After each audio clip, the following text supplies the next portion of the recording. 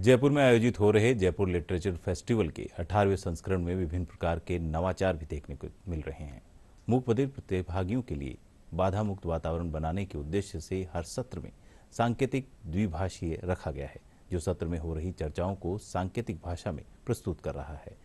इस प्रयास के माध्यम से मूक बधिर प्रतिभागी भी बिना किसी बाधा के महोत्सव में हो रही चर्चाओं में हिस्सा ले पा रहे हैं। इस पर अधिक जानकारी ली हमारे संवाददाता लक्ष्य आर्य ने। अपितु नवाचारों का भी कुंभ है।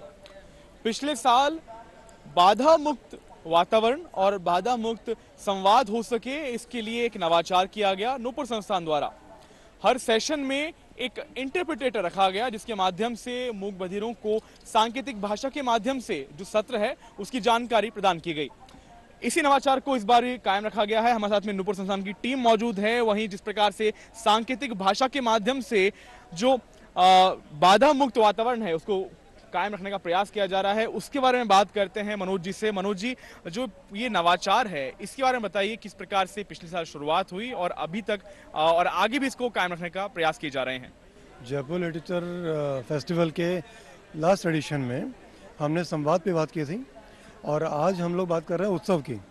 और इस उत्सव के इस फेस्टिवल के अंदर हमने एक बार फिर से जयपुर को बहुत सारे नवाचार करते हुए उनको बताने की कोशिश की कि हमारी डेफ कम्युनिटी क्या होती है और उनकी चैलेंजेस क्या हैं, वो किस तरह से कम्युनिकेट करते हैं, भाषा उनके लिए बैरियर है कि नहीं है।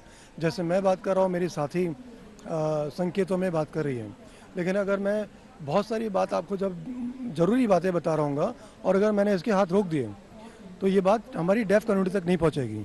और ये कितना मुश्किल है कि दुनिया में इतना कुछ हम बात कर रहे हैं और उस बात को करते हुए हम कभी ये सोच ही नहीं पाए कि एक विशेष कम्युनिटी है जिसकी आवश्यकता है।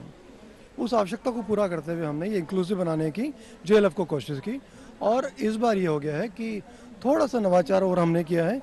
हमने साइन लैंग्वेज एक्सपर्ट के कुछ प्रकार होते हैं।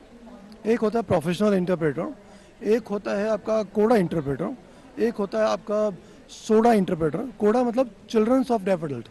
जैसे ये बच्चे मेरे साथ हैं, इनके अभिभावक डेफ हैं, लेकिन ये होना काफ़ी नहीं है। ऐसे जो लोग जो कोडा हैं और इसका डिप्लोमा कर रहे हैं, डिग्री कर रहे हैं, हम उन सब लोग को लेके आते हैं और इस मंच के ऊपर जगह दी है ताकि उनको समझ में आए कि कोडा इंटरप्रेट जैसे डेफ कम्युनिटी के बारे में, उसके कल्चर के बारे में, उनकी हैबिट्स के बारे में डीप नॉलेज है और वो अच्छा पक्ष उनका रख सकते हैं। इसलिए हमने इस बार कोडा इंटरप्रेटर्स को शामिल किया इसका।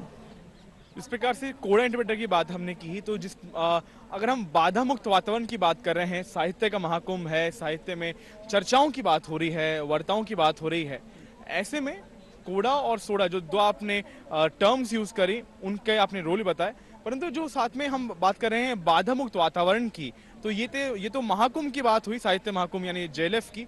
जेएलएफ के अलावा और क्या प्रयास किए जा रहे हैं इस बाधा मुक्त वातावरण के लिए? एक साल के सफ़र में भी अगर हम बहुत लंबी यात्रा डिस्कस नहीं करते, लेकिन पिछले एक साल के अंदर हमने यूपी के 72 जिलों को सांकेतिक भाषा के माध्यम से वहाँ के पुलिस स्टेशन के अंदर डेफ वेलफेयर ऑफिसर्स अपॉइंट करवाएं और 72 डिस्ट्रिक्ट कम नहीं होते हैं। हमने वहाँ पे आंचल्स को ले लिया है और अलग अलग आईजी रेंज के अंदर हमने जाके ये नवाचार किए। राजस्थान की हम बात करें तो राजस्थान के अंदर जो भी हमारे जनता के सीधा संपर्क वाले जो कार्यालय हैं उनको एक्सेसिबल बनाने के लिए हमने क्या किया है कि ट्रेनिंग प्रोग्राम किए हैं।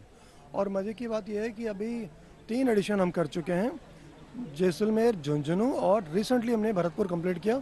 इन जिलों में 25, 22 और 20 पुलिस स्टेशंस को एक साथ इकट्ठा करके और उनके 2-2 अधिकारियों को बुला के और उन्हें साइन लैंग्वेज के प्रशिक्षण दिए।